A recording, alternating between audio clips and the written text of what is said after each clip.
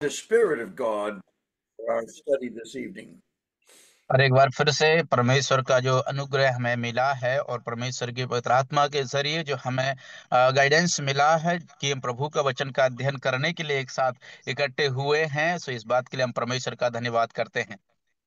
I hope that you are enjoying the Lord this new year and that you have set some goals to strengthen your faith, your love, and your hope in the Lord and the manifestation of these graces to the world around you. और मैं उम्मीद रखता हूं कि आप लोगों ने इस नए वर्ष में नए जो गोल्स लक्ष्यों को आपने बनाया होगा, और आप जब इस संसार में जीवन बिता रहे हैं तो आपने उन लक्ष्य को बनाया जो आपके विश्वासी जीवन को मजबूत बनाते हैं। और साथ ही साथ आपने जो इस संसार में प्रभु के उस अनुग्रह को आप प्राप्त कर पा रहे हैं, सो इस संसार में आप उन्हें संसार के सन्मुख प्रकट करने पा रहे होंगे, मेरा ऐसा उम्मीद है आपसे। If you have been with us in these studies for almost a year, you will know that all of our studies have come from the Upper Room Discourse in John 13 through 17.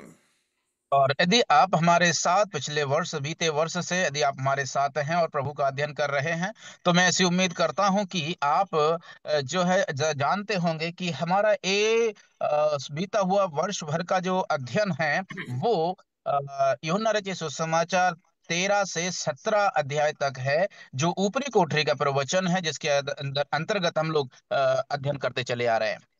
I hope that each one of you have prepared your own heart in the Lord and by the Spirit by reading John 13 through 17 over and over again, so that the studies that we have in these amazing 5 chapters will enter into your heart and your mind and will affect your thinking and will produce the behavior that is similar to our Lord Jesus Christ.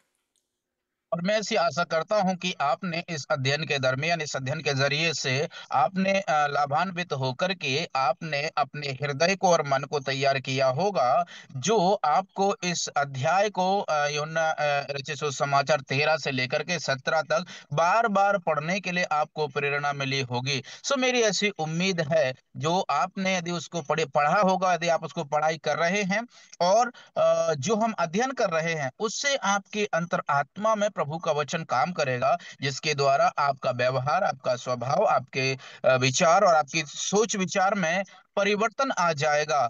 और मानो मैं यूं कहूं तो मसीह के समान आपके जीवन में परिवर्तन आ जाएगा। The parable of the sower that the Lord Jesus Christ gave in John chapter 13, or Matthew chapter 13, reminds us of our responsibility to prepare our heart to receive the seed of the Word of God. और जो मत्ती रचित सुसमाचार में है और मरकुस में दिया गया है, जो बीज बोने वाले का दृष्टांत है, वो हमें इस बात के लिए प्रेरणा देता है कि हम अपने हृदय को, उसका वचन को, जो बीज बोने वाला है उस बीज को हमारे हृदय में ग्रहण करने के लिए उसको तैयार करना है। If you do not prepare the soil, then of course the parable reminds us that our seed of the Word of God sown into your life is like seed that falls on the pathway, and the birds come and pick it up, and there is no fruit, and there is no blessing for you, there is no glory to the Lord Jesus Christ.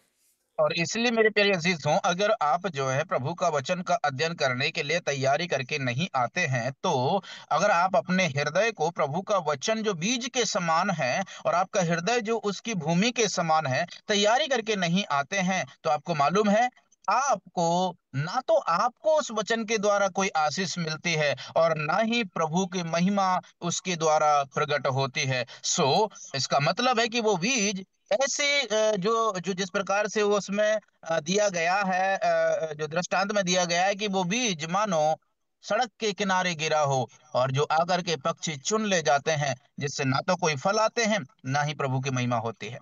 And so many times in the Word of God, we are reminded to prepare our heart. We do that by acknowledging sin, enjoying forgiveness from the Lord, communicating and consecrating all that we are and have to the Lord for His reconstruction, for His correction, and that we might be filled with the Holy Spirit in preparation for learning, in preparation for growing, and in preparation for serving more acceptably. और इसलिए मेरे प्रिय, जब हम इस प्रकार से करते हैं तो प्रभु का वचन हमें इस प्रकार से प्रेरित करता है, इस प्रकार से हमें बनाता है, इस प्रकार से हमें पुनर्स्थापित करता है। जब जहां कहीं भी हम लोग कमजोर होते हैं, गिरे हुए होते हैं, पीछे होते हैं, टूटापन आता है, इत्यादि बातों में प्रभु का वचन हमें जो है उसी प्रकार से काम करता है, जिसके द्वारा हम उस वचन को जब तैयारी करते हैं उसको स्वीकार करने की, उस वचन के प्रति हम समर्पित होकर के अपने हृदय को तैयार करते हैं कि वो वचन हमारे जीवन में काम करे और फलवंत हो। और उसके अलावा फिर प्रभु का वचन हमें मदद करता है उसी के अनुसार, उसका परिणाम स्वरूप कि हम और भी ज्यादा प्रभु की सेवकाई को और भी ज्यादा उत्साह के साथ करने पाते हैं, जो उस परमेश्वर को ग्रहण योग्य होता है। In fact, it is better not to hear the word of God than to hear the word of God and refuse to respond in obedience and consecration in our life because of the word of God that we have heard. और यद्यपि माना जाए तो, यद्यपि वास्तविक रूप में कहा जाए तो ये तो उचित है कि वचन ना ही सुने तो ही उचित है, क्योंकि यदि हम वचन को सुनते हैं और उसके अनुसार आज्ञाकारिता दिखाकर उस वचन के प्रति समर्पित नहीं होते हैं, तो ये हमारे लिए उसका परिणाम भयंकर होने वाला है। उसका परिणाम हमारे लिए जो है, जिसके हमने उम्मीद नहीं की है, ऐसा उसका परिणाम हमको मिलने वाला है, वो हमारे लिए उत्तम नहीं है। वरन अगर हम प्रभु के वचन के प्रति सुन करके उत्तर नहीं देते हैं, आज्ञाकारिता नहीं दिखाते हैं, तो इससे तो अच्छा है कि हम वचन को ना ही सुने। And so we come this evening to one of the most important and profound aspects of the upper room discourse, and that is a discussion and an understanding of a term that's used over 40 times in the upper room discourse, the term world, or the Greek word cosmos. और इसलिए मेरे प्रिय अजीजों, आज संध्या के समय में हम लोग उस चरण में पहुंच चुके हैं, जो जिस चरण में, जिस शब्द में आज हम लोग अध्ययन करने वाले हैं, जिस शब्द का इस्तेमाल लगभग लगभग ऊपरी कोठरी के प्रवचन में 13 अध्याय से 17 अध्याय तक लगभग 40 बार उसको इस्तेमाल किया गया, उस शब्द है। और वो शब्द कुछ और नहीं वरन कॉस्मोस। कॉस्मोस जो इसका यूनानी शब्द है, लेकिन हिंदी में यदि उसको हम ट्रांसलेशन करते हैं तो अंग्रेजी में वर्ल्ड है और हिंदी में संसार है। सो आज हम लोग उस वचन पर अध्ययन करने वाले। इज इट सर 14 टाइम और 40? 40. यस, वो 40 बार इस्तेमाल किया गया है ऊपरी कोठरी के प्रवचन में 13 से लेकर के 17 तक। And this evening we can't look at all 40 of those, but we can remind ourselves that the beginning of chapter 13, the Lord Jesus acknowledges that he was going to leave the world, but he was going to address his disciples who were going to remain in the world. और इसलिए जब हम उसका अध्याय का आरंभ ही करते हैं, तब हम लोग 14 अध्याय में प्रभु यीशु मसीह के विषय में लिखा गया है, जहां प्रभु यीशु मसीह कहते हैं कि मैं इस संसार को छोड़ करके जाने वाला हूं। लेकिन अपने चेलों को प्रभु यीशु मसीह इस प्रकार का निर्देश देते हैं कि तुम्हें इस संसार में रहना है। It would be a profitable exercise of time in your own life to read through John 13 through 17 and mark the number of times and the uses that the Lord Jesus Christ makes of this term world over and over again in the upper room discourse. लेकिन जब आप अगर जो है उस अध्याय को यूहन्ना रचित सुसमाचार उसका अगर आप 13 से लेकर के 17वीं आयत तक यदि आप उसको बार बार पढ़ते हैं, और बार बार पढ़ने से यह आपके जीवन के लिए एक लाभकारी बन सकता है। जब आप वहां पर 13 से लेकर के 17 तक पढ़ेंगे तो वहीं पर कितनी बार संसार शब्द प्रभु यीशु मसीह के द्वारा 13 से लेकर के 17 तक इस्तेमाल किया गया है, आप उसको मार्क लगाते जाएं, चिन्हित करते जाएं, तो यह आपके लिए बहुत लाभकारी हो सकता है यदि आप ऐसा करते हैं तो। And so, as I have done before in our study of John chapter 17, we have looked at a number of terms that the Lord Jesus Christ used over and over again to help us understand this prayer, which is so significant and so important to us in learning about the Lord Jesus Christ, learning about ourselves as disciples, and perhaps above all, learning how to pray as the Lord Jesus prayed. और इसलिए मेरे प्रिय जी, जिस प्रकार से मैंने पिछली बार भी किया था, वैसे अभी भी बताना चाहता हूं कि हम जो है जिस प्रकार से मैं हमेशा करता आया हूं, आज भी हम उसी बात को करने वाले हैं। तो खास तौर से हम उन बातों के विषय में देखने वाले हैं जिनको प्रभु यीशु मसीह ने इस्तेमाल किया है, जो हमें प्रेरित करते हैं, हमें जो है एक अच्छा मसीह जीवन जीने, प्रभु का एक अच्छा शिष्य बनने में, और यद्यपि वास्तविक रूप में कहा जाए तो प्रभु की सेवा करने में हमें वो बहुत मददगार साबित हो सकता है। And so, why is it then that we have the word Father so many times in the upper room discourse, and we have the term world again so many times? The correlation between the Father and the world is a very important connection that needs to be the foundation of our studies this evening and in the next few weeks. और मेरे प्रिय अजीजों, खास तौर से जैसे ऊपरी कोठरी का प्रवचन के दरमियान 13 से 17 तक हम लोग पाते हैं, जहां पर बहुत से जगह पर बार बार हे पिता इस्तेमाल किया गया शब्द, वो पिता शब्द इस्तेमाल किया गया है, साथ ही साथ संसार शब्द इस्तेमाल किया गया है। सो ये जो इन दोनों शब्दों के बीच का जो संबंध है, वो हमारे अध्ययन के लिए बहुत ही लाभकारी होने वाला है, जिसको हम लोग आज और आने वाले अध्ययन में श्रृंखलाबद्ध तरीके से, क्रमबद्ध तरीके से हम श्रृंखलाओं में इसका अध्ययन करने वाले हैं। We can't digest all that's found in the upper room discourse regarding the world, but we can understand some of these salient aspects, and it will help us in our desire to defeat the world in our life and the world around us. और हम इस बात को जानते हैं कि अगर जो पूरी ऊपरी कोठरी के प्रवचन को 13 से 17 अध्याय तक जो बातें हैं वहां पर लिखी गई हैं संसार के विषय में, हम उनको पूरी तरह से जो है पाचन नहीं कर सकते, उन पर पूरी तरह से पाचन करने में हम सक्षम नहीं होंगे। लेकिन उनमें से कुछ बातें जो छोटी छोटी बातें हैं, जो जिनमें हम संसार को पराजित कर सकते हैं और मसीह विजय जीवन जी करके प्रभु को महिमा प्रदान कर सकते हैं, उन बातों को हम लोग देखने वाले हैं। There is no question that the way that the Lord Jesus describes the world in John 13 through 17, and also in chapter 17, we find out that the world is an enemy of the believer in the same way that the world was an enemy to the Lord Jesus Christ, seeking to accomplish his Father's will on earth.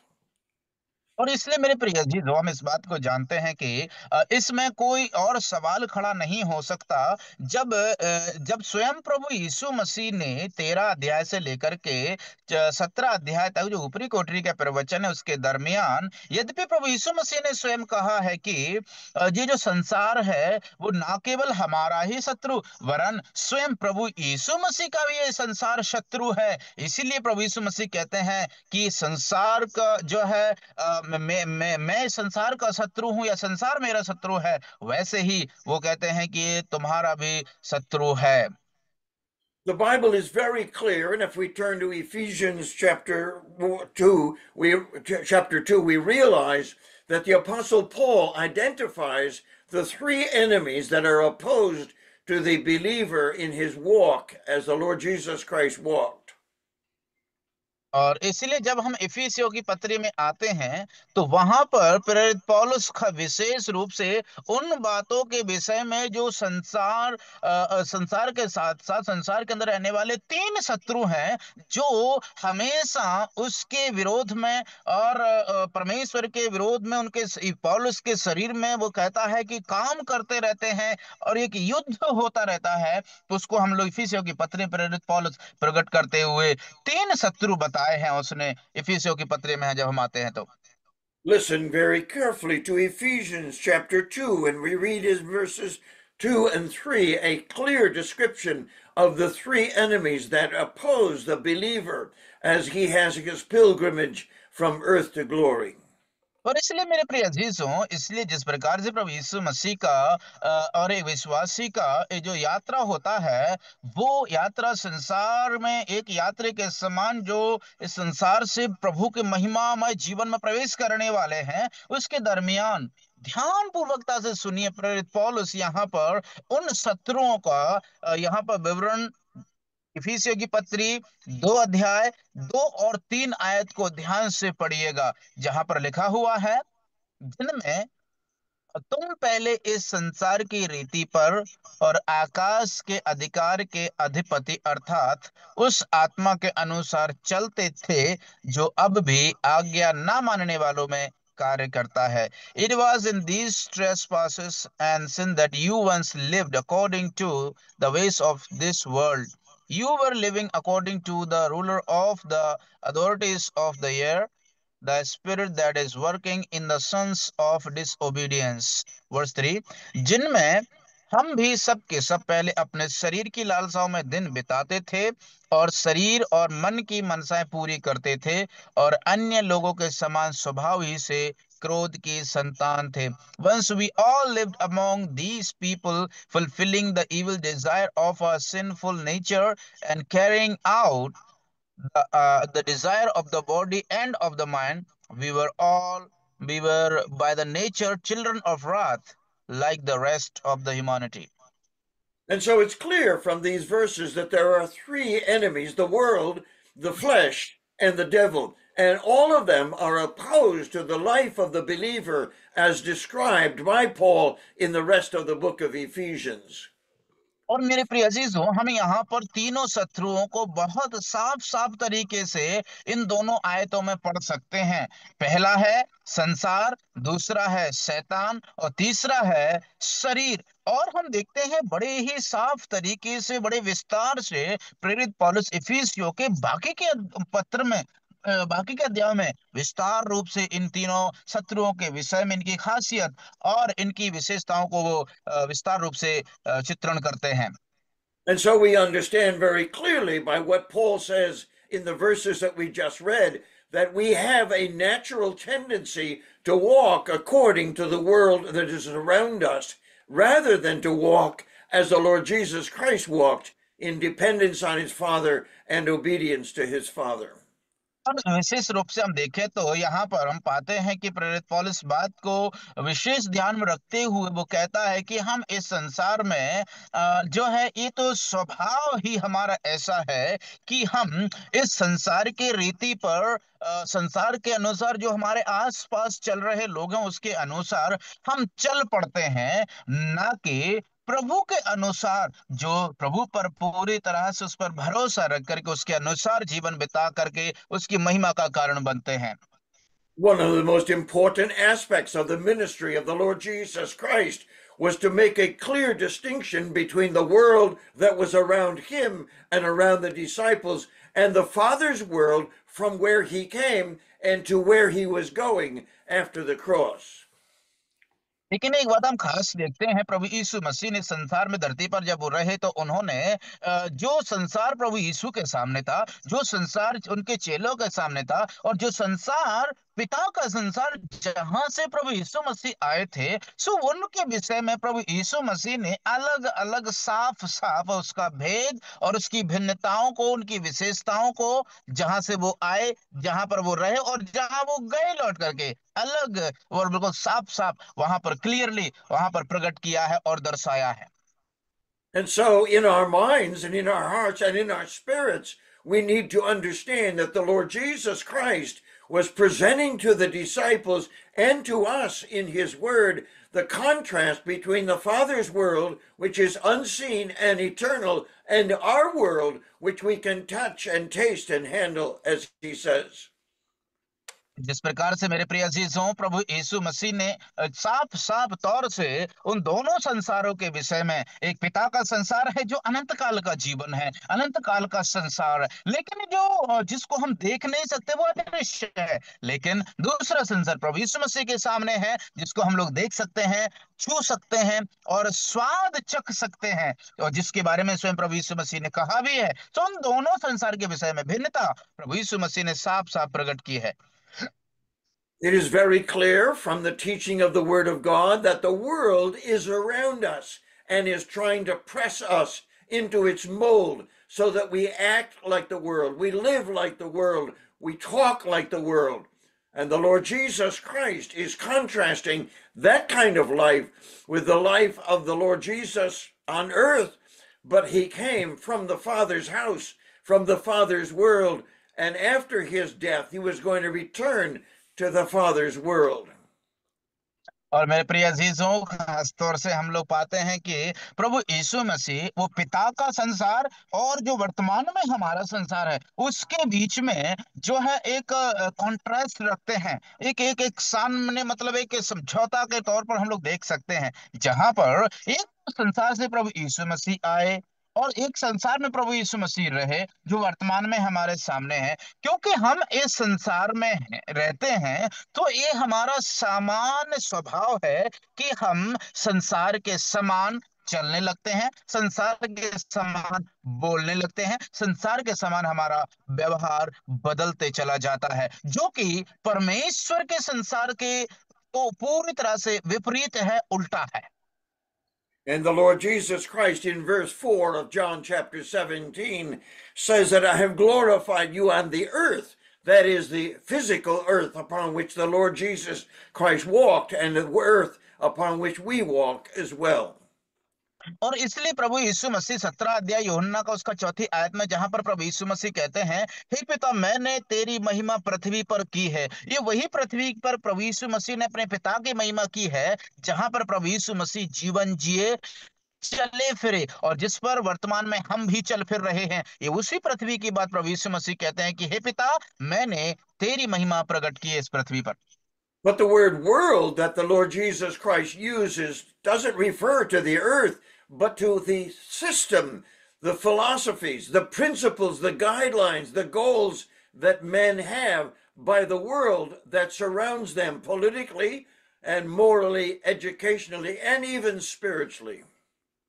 और मेरे प्यारे अजीजों, इसलिए प्रभु यीशु मसीह यहाँ पर जब संसार की बात करते हैं तो संसार की बात पृथ्वी से तुलना नहीं की गई है। वो संसार की बात जब प्रभु यीशु मसीह कहते हैं तो वो इस संसार के नियम, कायदे कानून और रीति रिवाज और जो है संस्कृतियों में विभाजित, व्यवहार के द्वारा विभाजित, राजनीति के तौर पर विभाजित, धर्म के नाम पर विभाजन और इस प्रकार से जो धर्म ग्रंथों के नाम पर विभाजन, और यद्यपि हम देखें आध्यात्मिक जीवन में भी विभाजन किया गया है। सो प्रभु यीशु मसीह इस संसार की बात कर रहे हैं, पृथ्वी की बात नहीं कर रहे, सिस्टम की बात कर रहे हैं।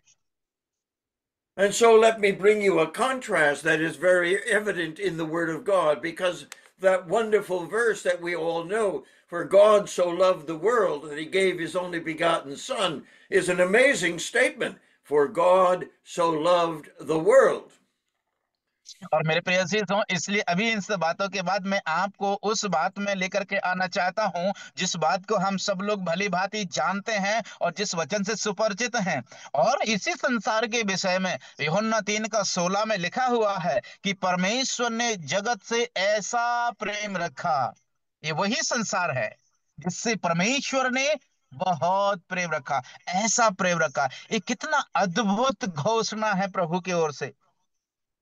And so the Lord Jesus, giving us that amazing statement that we all know, is not talking about what is on the earth as worldly things, but the people that make up the world, because the Father sent the Son to save the world. And he did it because he loved the world of people that he came to give his life as a substitute for.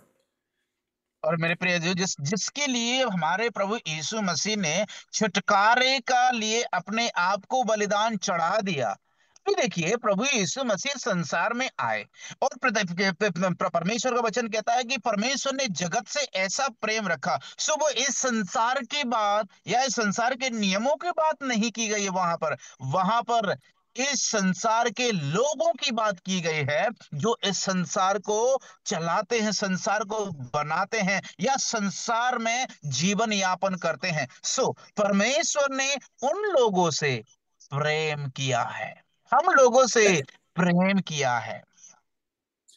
And so the same author that gives us John chapter 3 and verse 16 also gives us 1 John chapter 2 and verse 15.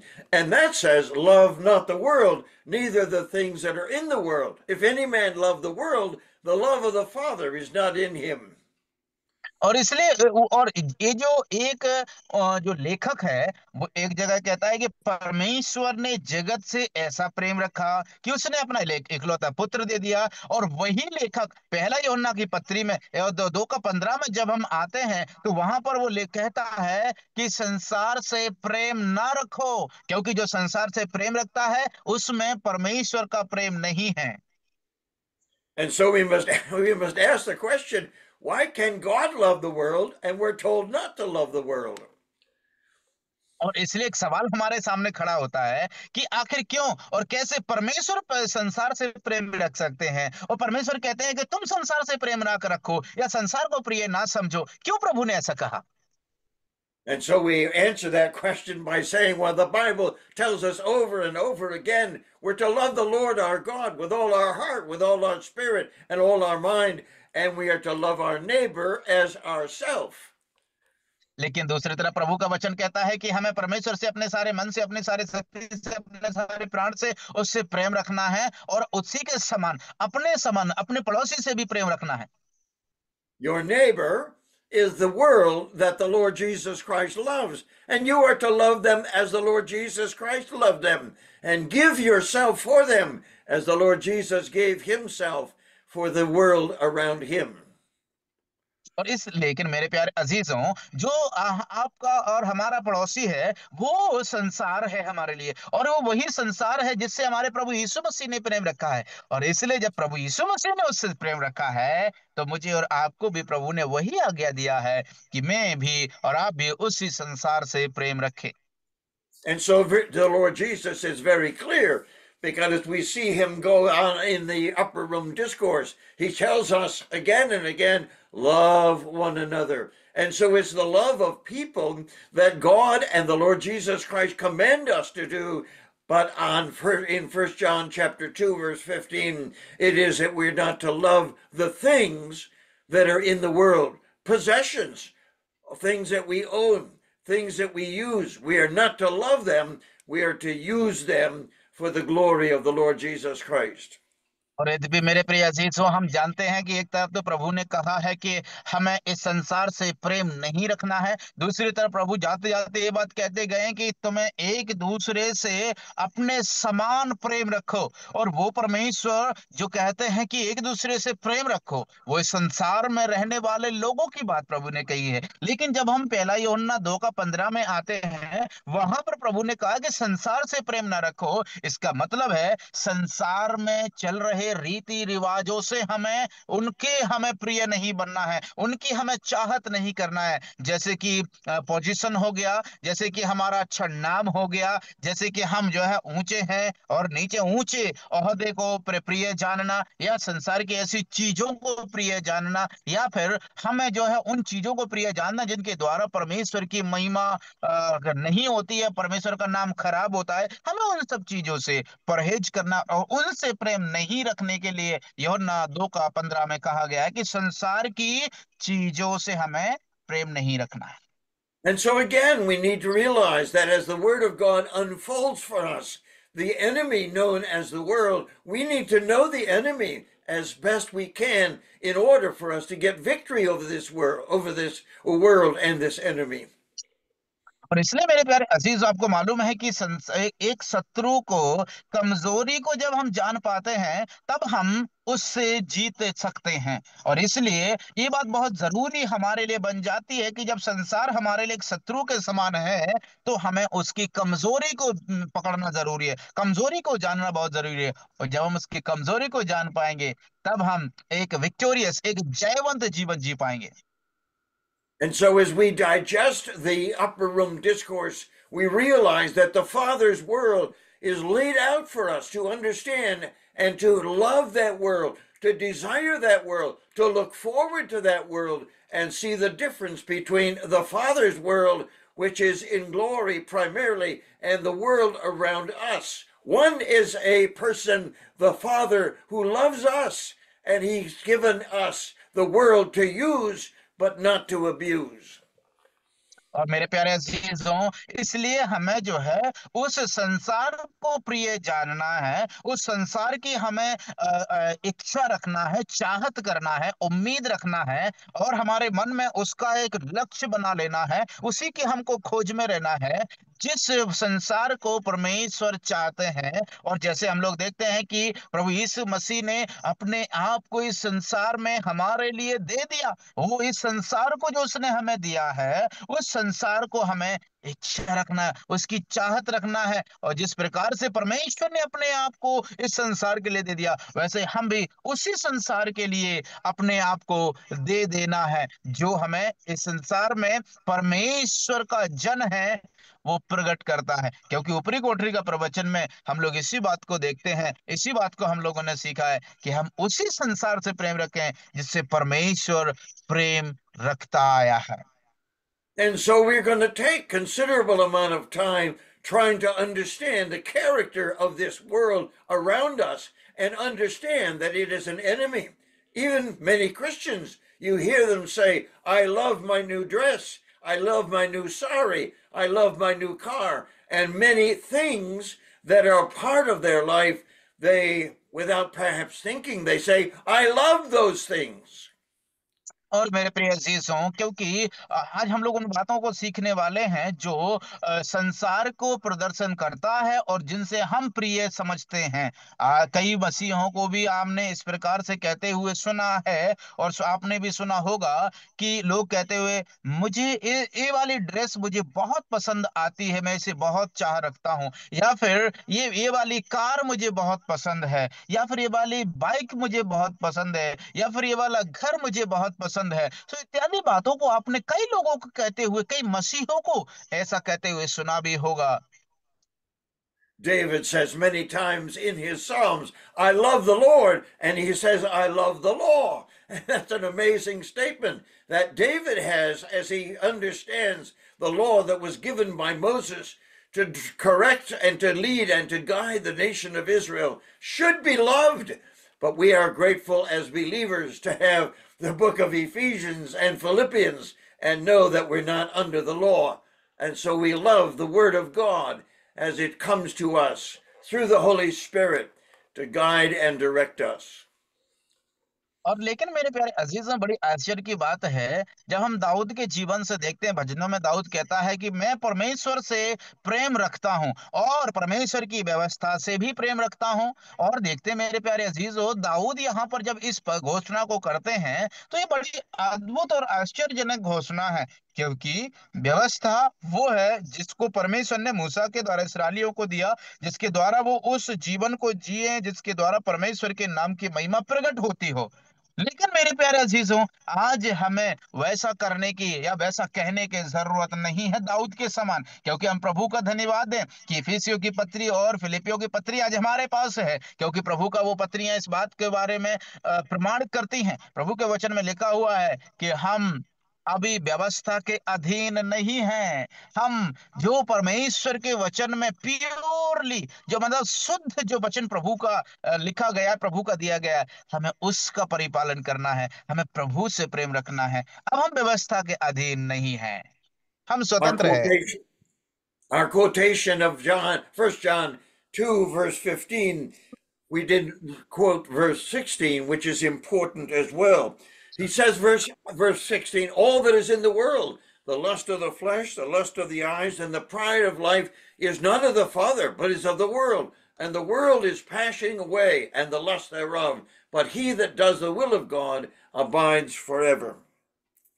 और इसलिए मेरे प्यारे अजीजों, हम लोगों ने अभी जो वचन अभी हम लोगों ने पढ़ा था, पहला यूहन्ना उसका 2 का 15, हमने केवल 15 ही देखा था, लेकिन उससे भी ज्यादा महत्वपूर्ण वचन है 16, जहां पर हम लोग पढ़ते हैं, जहां पर प्रभु का वचन लिखता है, क्योंकि जो कुछ संसार में है, अर्थात शरीर की अभिलाषा, आंखों की अभिलाषा, जीविका का घमंड, वह पिता की ओर से नहीं परंतु संसार ही की ओर से है। For everything that is in the world, the lust of the flesh and the lust of the eyes and the arrogance of life is not from the Father but is from the world. संसार और उसकी अभिलाषा दोनों मिटते जाते हैं, पर जो परमेश्वर की इच्छा पर चलता है वह सर्वदा बना रहेगा। The world and its desires are passing away, but whoever does the will of God will remain forever. Thank you. We realize again, as we consider, first of all, this evening, the character of the world, we realize it is a very strong and present enemy in every culture, no matter where we go in this society.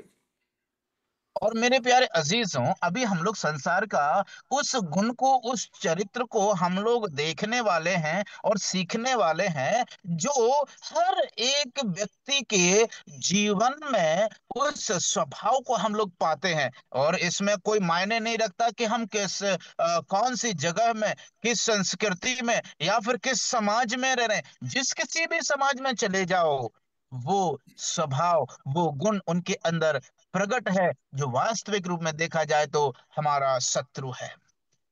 And so the first thing we learn is that the world is bounded by time. Time is the way of defining what the world does, where it comes from, where it is, and where it goes. Everything that can be measured and by time is a part of the world that we are in. और इसलिए मेरे प्यारे अजीज, इस संसार में हम लोग जीवन जी रहे हैं, वो ये जो संसार है वो समय की या फिर गति के अनुसार चलता है। गति के अनुसार उसका मापन किया जाता है, कहाँ पर हमको जाना है, क्या करना है, कहाँ तक रहना है, कहाँ तक करना चाहिए, कितने से कितने समय तक करना चाहिए। तो इस प्रकार से ये जो संसार है वो समय के द्वारा उसका विभाजन किया गया है। As we look around our house, we can look at most things and we say, these are things of the world because we can measure them by time. They come to us new, we use them for a while, and then they are useless because time has worn them out.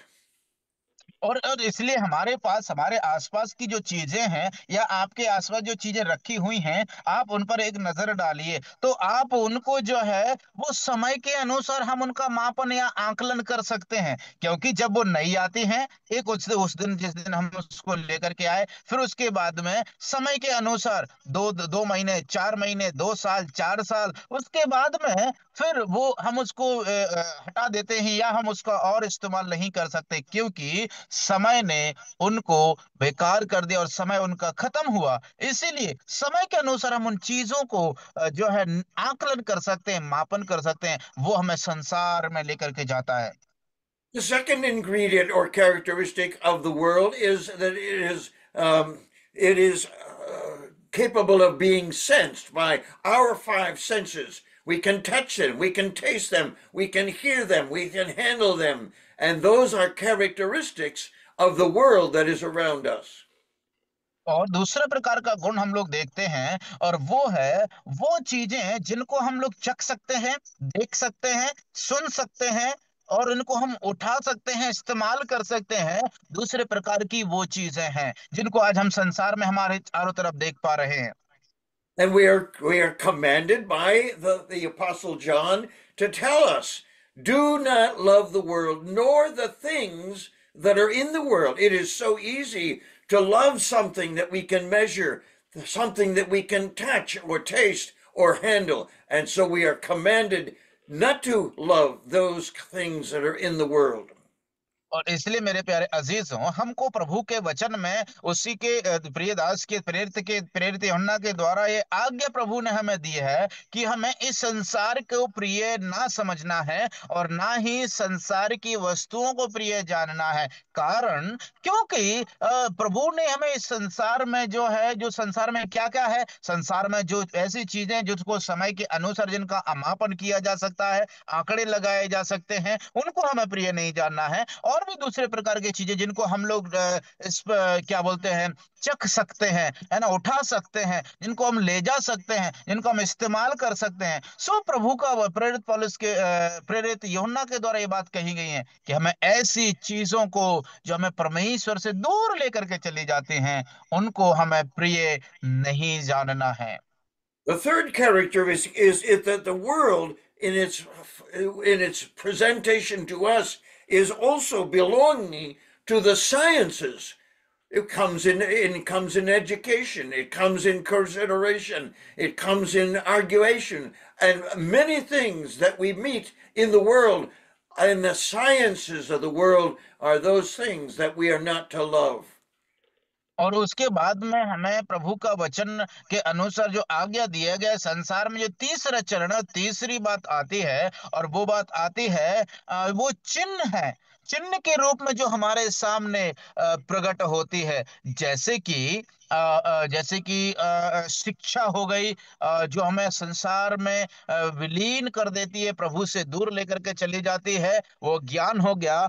और uncle, is that education? And then next one?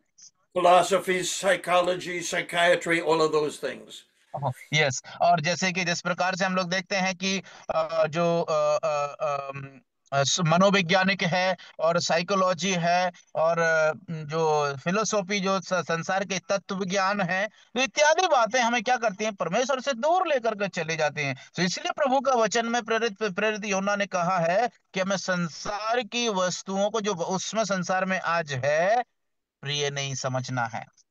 And so the fourth characteristic is the world is going to beguile or deceive us in regard to our soul, which is our mind, our emotion, and our will. और उसके बाद में जो हमारे अंदर रहने वाला है, जो चौथी बात है। Hello? Yep. Go ahead. am I audible?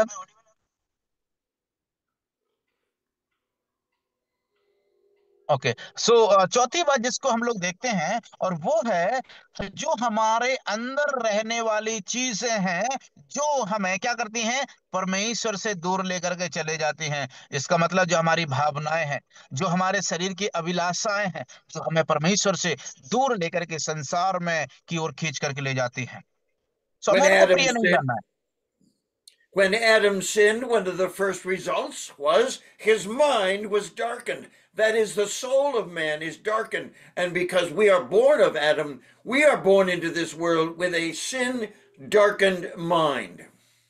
और इसलिए मेरे प्यारे अजीजों, क्योंकि हम देखते हैं कि आदम को जब पाप किया आदम ने, तो उसका जो मन है, उसका जो मन है, वो अंधेरा हो गया था। और वो अंधेरा हो गया था क्योंकि वो परमेश्वर के पाप किया है, परमेश्वर के विरोध में। और हम उसी आदम के संतानें हैं, तो इसलिए हम इस संसार में जो आदम के जैसा, उसका जिनका मन अंधेरा हो गया था, हम ऐसे पापमय संसार में जन्म लेते हैं। All of the ideals, the guidelines, the principles, the goals of the world are presented to us, even as believers. And many believers fall to the deception and the beguiling of our mind, so that we are more like the world than we are like the mind of the Lord Jesus Christ. और ये मेरे प्यारे अजीज, जो हमको बहुत ही ज्यादा धोखा देता है और बहुत ही ज्यादा विचलित करता है, वो है इस संसार, और संसार में जो रहने वाली चीजें हैं। जिस प्रकार से हम लोग देखते हैं कि जो जो मन हमें परमेश्वर के प्रति हमें अंधेरा कर देता है, हम परमेश्वर के ज्यादा ना ध्यान देकर के संसार की चीजों में लग जाते हैं, और वो है जो हमें संसार के में नहीं, वरन परमेश्वर के विरोध में खड़ा कर देता है। इसलिए हम इस संसार को छोड़कर प्रभु को छोड़कर के संसार में विलीन हो जाते हैं। हमारे भावनाएं, हमारे विचार इत्यादि जो प्रभु के विरोध में, तो प्रभु ने कहा हमें उन सब को प्रिय नहीं जानना है। जो हम अपने मन को खराब करते हैं, अपने विचारों को खराब कर देते हैं, परमेश्वर के विरोध में हो जाते हैं। Not only is the mind deceived, but the emotions are prostituted. केवल इतना ही नहीं कि हमारा मन, जो संसार के प्रति धोखा देता है परमेश्वर की नजरों में, वरन हम देखते हैं हमारी भावनाएं जो इस प्रकार से अनुचित कार्यों की ओर लग जाते हैं। And we are reminded by the writers of the New Testament that the world is active and busy with the pride of life, the desires of the mind and of the heart, and we need to be conscious that the way in which our emotions respond should be in harmony with the person and work of the Lord Jesus Christ and the Word of God. और इसलिए मेरे प्यारे अजीजों, हम लोग इस बात को देखते हैं कि हम उस संसार में जीवन बिता रहे हैं, जो इस संसार हमें जो है उस परमेश्वर के विपरीत, परमेश्वर के विरोध में लेकर के चला जाता है, और किस प्रकार से हमारी भावनाएं परमेश्वर के विरोध में होकर के इस संसार में उस संसारिक लहर के साथ में बह जाते हैं, जो हमें परमेश्वर के विरोध में और उसके विपरीत खड़ा कर देते हैं, यद्यपि ये संसार उस प्रभु के विरोध में और विपरीत में है। I was speaking at a large conference some time ago, and I was trying to help those who were listening to understand that the emotions of man, even of the believer, can be prostituted, and we can respond in a way that is improper and not glorifying to the Lord Jesus Christ. और कई बार ऐसा हुआ कि जो है sir, एक ऐसे conferences में या कन्वेंशन में, इस प्रकार से सम्मेलनों में प्रचार करते हैं, और कई बार उन्होंने जो सुनने वाले दर्शक लोग हैं, श्रोतागण हैं, उनको समझाने के लिए कोशिश करते हैं कि किस प्रकार से उनका जो मन है, उनका जो भावनाएं हैं, वो कैसे अनुचित कार्य के प्रति लग जाती हैं, जो उनको खुद को धोखा देती हैं और परमेश्वर के सन्मुख उस व्यक्ति को धोखे में रखती हैं। उनकी भावनाएं जो परमेश्वर के विपरीत इस संसार में लीन हो जाती हैं, जो अनुचित कार्यों की ओर बढ़ती हैं। And I tried to help them understanding this by telling them a joke. And that joke was to encourage them to understand that there was humor in this thing. And that as I told the joke, and they all responded and listened very carefully, all of them with one mouth and with one mind began to laugh at the joke that I told them. और उसके बाद फिर sir ने जो है इस प्रकार से उनके सामने एक एक हास्यरस या फिर एक जोक सुनाया। उसको सुनकर के वो सब के सब एक मन होकर के और एक ही आवाज निकाल करके उस जोक को सुनते ही वो हंसने लग जाते हैं, और उसको सुनने के बाद में बड़े ध्यान से वो सुनते हैं। And so then I said, well, let me give you a scripture that is important for us to understand and know. I quoted a couple of verses, and I stopped. And I waited, and there was no response. Nobody said amen. And I said to them, you laugh at my jokes, and that is the way the world responds, but you don't have the courage to say amen to what the truth of the Word of God is saying to you. और उसके बाद फिर sir ने जो है इस प्रकार से उनके सामने उस जोक को सुनाया, जिसमें वो सब के सब हंसने लगे थे बड़ी आवाज निकाल करके। लेकिन उसके तुरंत बाद फिर सर ने कहा, चलिए मैं आपको जो है परमेश्वर के वचन में कुछ बातों को, जो आपके जीवन के लिए जो है बहुत ही उपयोगी हैं, मार्गदर्शक हैं, और परमेश्वर के वचन की सच्चाई को मैं आपके सामने रख देना चाहता हूं। और सर ने उसके बाद में फिर दो तीन चार वचन बाइबल में से, वचन में से पढ़ करके उनको सुनाए। उसके बाद में रुक जाते हैं। रुकने के बाद में जो भीड़ बैठी थी, कोई भी नहीं बोला, किसी के भी एक आवाज तक नहीं आई।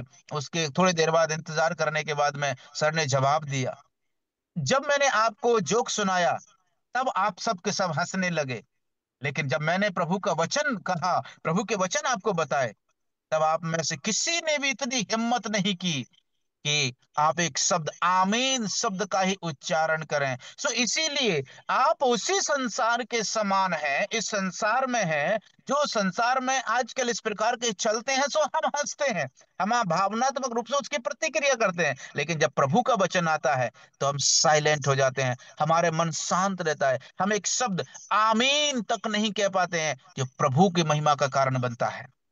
I'm sure it's happened on some Thursday night when we are together that I have said something that is humorous, and all of you would not only smile, but there would be a noise coming out of your mouth as you laughed at the of my lack of understanding of something Indian or something like that.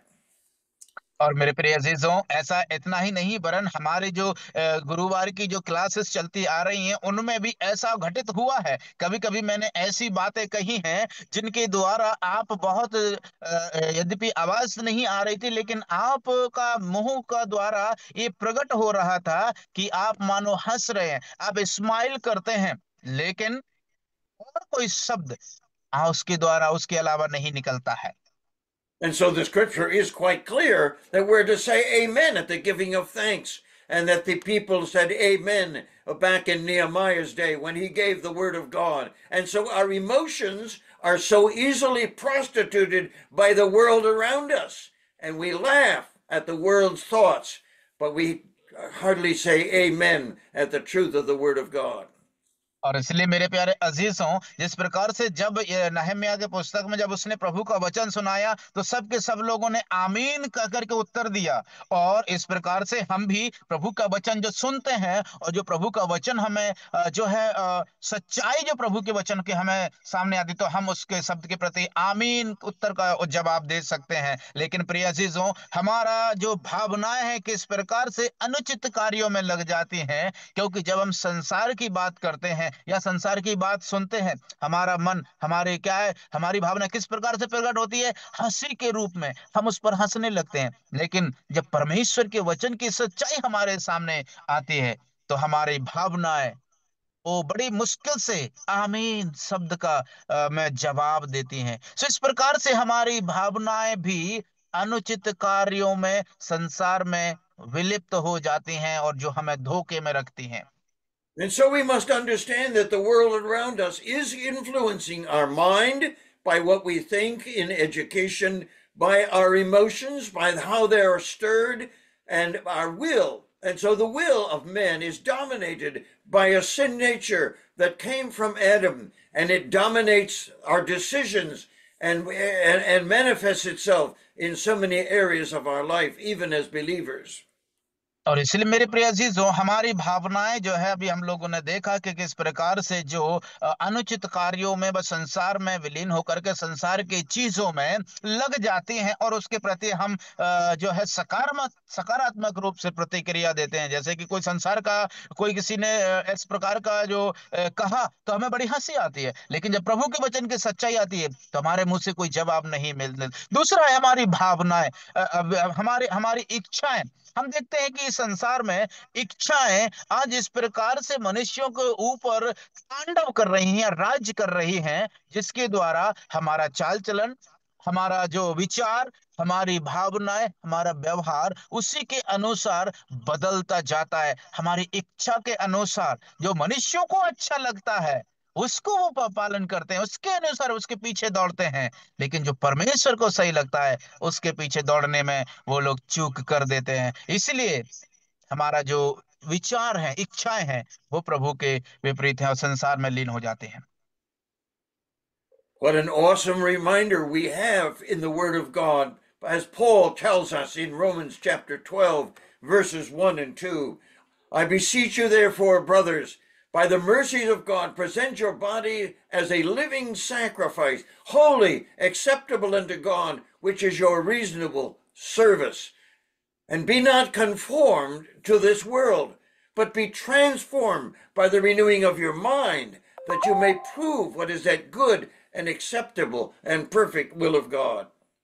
और इसलिए मेरे प्यारे अजीजों, प्रेरित पौलुस के द्वारा लिखा गया रोमियो के पत्र उसका 12 अध्याय का पहली और दूसरी आयत हमें स्मरण दिलाती है, जहां पर प्रेरित पौलुस कहते हैं, मैं परमेश्वर की दया स्मरण दिलाकर तुमसे विनती करता हूं कि तुम अपने अपने शरीरों को परमेश्वर को जीवित, पवित्र और परमेश्वर का भावता हुआ बलिदान करके चढ़ाओ, यही तुम्हारी आत्मिक सेवा है। और इस संसार के सदृश ना बनो, वरन तुम्हारे मन के नए हो जाने से तुम्हारा चाल चलन भी बदलता जाए, ताकि जो सेवा तुम प्रभु के लिए करते हो वो सेवा उस परमेश्वर को ग्रहण योग्य होने पाए। But we are drawn to the world in our desires, in our possessions, in what we love and want to enjoy, what we want to handle and touch and taste. And yet we are commanded and challenged to set that world aside and give our devotion of what we are and what we have to the world that does not pass away, and that is the Father's world. और इसलिए मेरे प्यारे अजीजों, प्रभु के वचन में बार बार इस बात के विषय में कहा गया है कि हमें जो है इस संसार के प्रति, संसार के विरोध में हमें कभी भी नहीं जाना है। और संसार में जो हमें जिन चीजों के प्रति पीछे आज सब के सब भाग रहे हैं, जैसे कि हमारे मन की इच्छाएं, हैं, जिनसे हम प्रिय जानते हैं, उनके पीछे दौड़ रहे हैं। और जो हमारी भावनात्मक रूप से, है ना, जिनको हम जिनमें बह जाते हैं, निर्णय ले लेते हैं, हमारे जीवन में बदलाव आ जाते हैं, जिनको हम टेस्ट कर सकते हैं, जिनको हम ले करके चल सकते हैं, पोजीशन है और क्या पर कितने प्रकार की ऐसी बातें हैं जो हमें परमेश्वर से दूर लेकर के जा रहे हैं। लेकिन मेरे प्यारो, इन सब के प्रति, इस सब को एक तरफ रखने के लिए ही परमेश्वर ने हमें आज्ञा दिया है। लेकिन हमें परमेश्वर के लिए जो नाश हो जाएंगे, ये सब खत्म हो जाएंगे। लेकिन हमें उस संसार से प्रेम रखना है जो पिता चाहता है, जिसके द्वारा परमेश्वर के नाम की महिमा हो। When I have spoken at conferences of young people, on many occasions they have come to me and told me that they're going off to university. And I say, "What are you going to study?"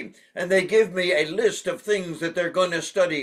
And I say to them, "Be careful, because they will be trying to destroy your faith."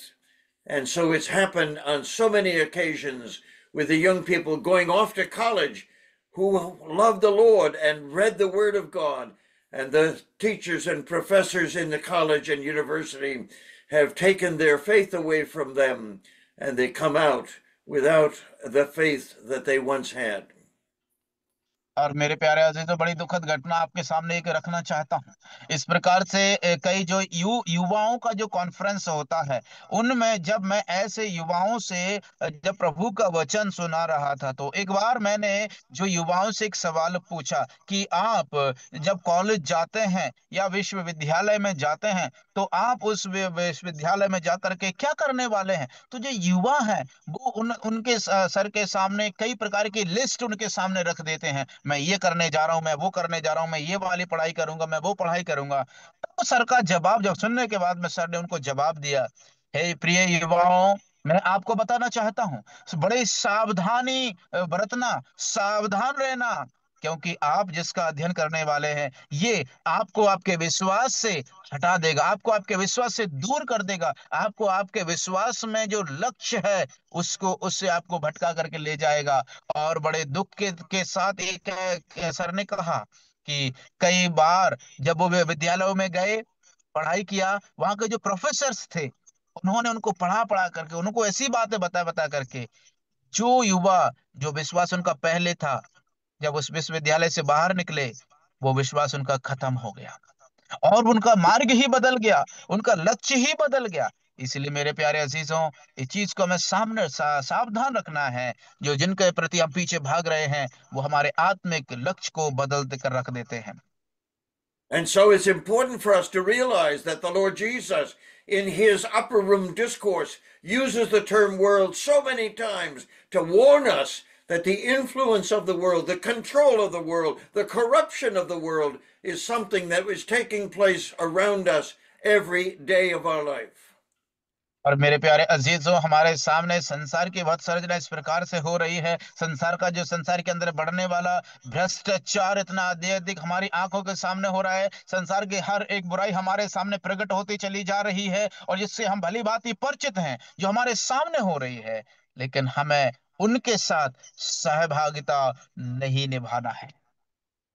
And so, my brothers and sisters, it is important for us again this evening to come to this place where we are going to will be willing to surrender all that we are and all that we have to the Lord for his control, and to be defensive toward the enemy as he seeks to corrupt our mind, control our emotions, and condemn our thinking in a spiritual way. आमीन। हाँ मेरे प्यारे अजीजों, इस चीज के सामने आइए, हम इस परिस्थिति में लौट करके वापस आ जाते हैं।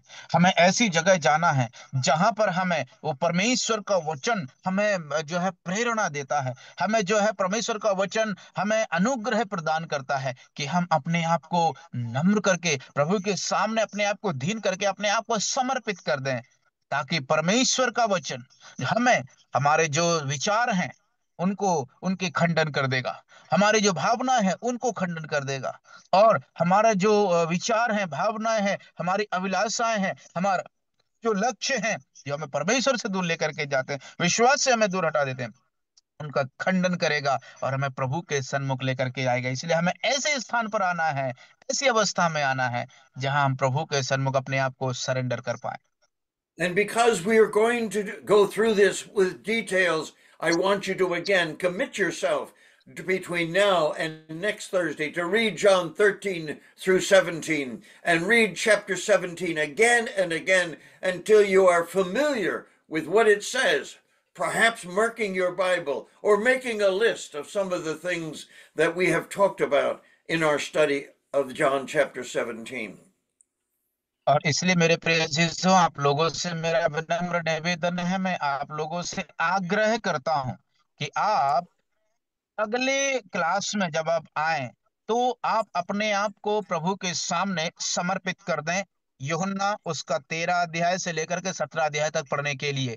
और आप खास तौर से 17 अध्याय को आप बार बार पढ़ें। और यदि आप चिन्ह करते हैं तो चिन्ह लगा लें, या फिर आप एक लिस्ट बना लें जो आप उसमें पाते हैं, उन बातों को जो आपको समझ में आती है। जो 17 अध्याय को खास तौर से आपको बार बार पढ़ना है, ताकि जब हम आज का अध्ययन किया है और अगले अध्ययन हम करेंगे, बड़े गहराई से करने वाले हैं। इसके लिए आप 17 अध्याय को बार बार पढ़कर करके आए, तैयारी के साथ आए। The world influences our body and our soul. And so stand before Romans chapter 12, verses 1 and 2, and commit all that you are, all you hope to be, all that you possess to the Lord for his control. Your hands, your feet, your eyes, your mouth, all of your ingredients, make them a living sacrifice to the Lord Jesus Christ in order to defeat the world around you. आमीन। और मेरे प्रिय अजीजों, इस चीज को हम लोग देखते हैं कि संसार हमारे सामने है और हम अपने आप को प्रभु के सामने लेकर के आए, 17 अध्याय को पढ़ें और साथ ही साथ हम अपने आप को रोमियो की पत्री उसका 12 अध्याय 1 और 2 वचन के सामने अपने आप को खड़े करें, और वो आईने के समान हमें अपने आप को, अपने जीवन को एक जीवित और पवित्र परमेश्वर को भावता हुआ बलिदान चढ़ाने के लिए मदद करेगा। हमारे विचार, हमारी भावनाएं, हमारे इच्छाएं, हमारे व्यवहार, हमारा पसंद, हमारी चाहतें, इन सब को खंडन करते हुए आइए हम अपने आप को परमेश्वर के सामने समर्पित करें, ताकि वो जो हमारा जीवन है, हमारा व्यवहार है, हमारा जीव, हमारा मन, हमारे हाथ, हमारे पैर, सब के सब परमेश्वर को भावता हुआ बलिदान चढ़ाने पाए। Giving thanks. आइए हम धन्यवाद की भेंट चढ़ाएं। Father, we're blessed again because you have given to us the Spirit of God to live in us, to give us victory over the world around us, over the devil above us, and over the flesh within us. और प्यारे प्रभु जी, हम धन्यवाद देते हैं एक बार फिर से आपने हमें वो प्रभु आपकी आत्मा दिया है जो हमें संसार में जीत दिलाते हैं, और जो प्रभु संसार हमारे सामने है और शत्रु शैतान हमसे ऊपर है, और शरीर जो हमारे अंदर है जो आपके विरोध में कार्य करता है, और उसके उस आत्मा के द्वारा जो आपने हमें दी है हमें जयवंत करता है। इसलिए हम धन्यवाद देते हैं। Father, we thank you for the Word of God, which is like a sword, like a knife that can cut out that cancerous thing that is in us, like the world, and give us a reminder of the mind of Christ, the emotions of Christ, and the will of God to direct us every day of our life. और प्रभु जी, हम धन्यवाद देते हैं, आपका जीवित वचन जो है उस तलवार के समान है जो दो धारी है, जो हमारे जीवन को नाश करता है या हमारे जीवन को जो असाध्य रोग बनाता है उसको काटने में प्रभु आपका वचन सक्षम है। इसलिए हम आपका धन्यवाद करते हैं, क्योंकि आपका वचन आपकी इच्छा को प्रकट करता है, जो हमें उस बुराई से और जो हमें आपके विरोध में जाने से बचाव करता है, और इसके लिए हम आपका धन्यवाद देते हैं। Thank you for providing all of the armor necessary to defeat this enemy and to live for the world to come, the world that belongs to you as our Father. और प्रभु जी, हम धन्यवाद करते हैं कि आपने हमें वो सारे हथियार दिए हैं जिनसे हम इस वर्तमान के बुरे संसार से लड़ करके उस संसार की प्रतीक्षा करें जो आने वाला संसार है, वो हमारे पिता का संसार होगा जिसमें हम प्रवेश करने वाले हैं। इसलिए हम धन्यवाद देते हैं। We give you thanks in the name of our Lord Jesus Christ. Amen. और हम प्रभु यीशु मसीह के नाम में आपको धन्यवाद देते हैं। आमीन, आमीन।